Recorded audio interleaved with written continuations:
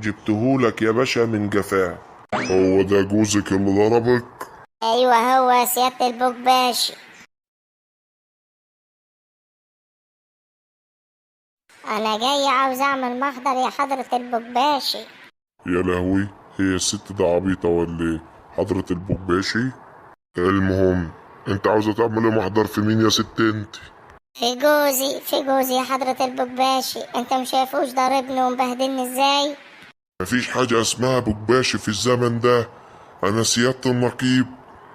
ثانية واحدة هجيب لك جوزك هنا ونفتح المحضر. يا زينهم، انت يا زينهم، أأمرني يا باشا. عاوزك تروح تجيب لي جوز الست دي هنا فورا. تحت امرك يا باشا. جبتهولك يا باشا من جفاه. هو ده جوزك اللي ضربك؟ ايوه هو سيادة البكباشي. مكباشي تاني؟ ما علينا. جرب يا ابني، تعالى هنا. أأمرني يا باشا. حبيبي، الستات عمرها ما تتأدب بالضرب. عاوز تأدب الست بتاعتك، تتجوز عليها. سيادة البكباشي انا متنازلة على المحضر. وانت يا حبيبي سيبك من الكلام اللي بيقولهولك ده، وامسك دي وقطعني بيها يا حبيبي.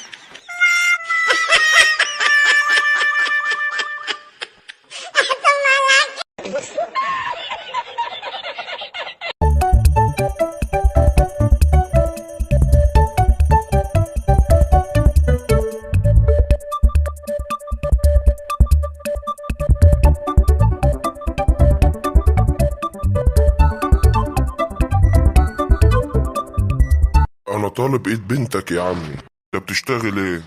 اعرف اجسام شرطة البلد كلها يا عمي، وكلهم عارفيني. ما شاء الله، انت بقى بتشتغل ظابط؟ لا ده هو بيستأذن بس عشان يخش الحمام. انت يا ابني بتستعبط انت وهو؟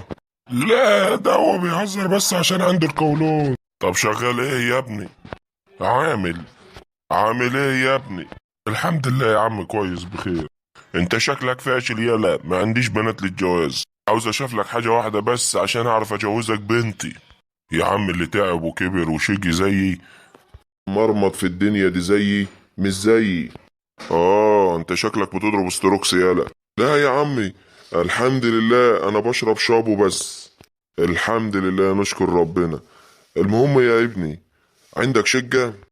لا يا عمي، عندي فضلة خيرك. هتقدر تجيب دهب ب100,000 جنيه؟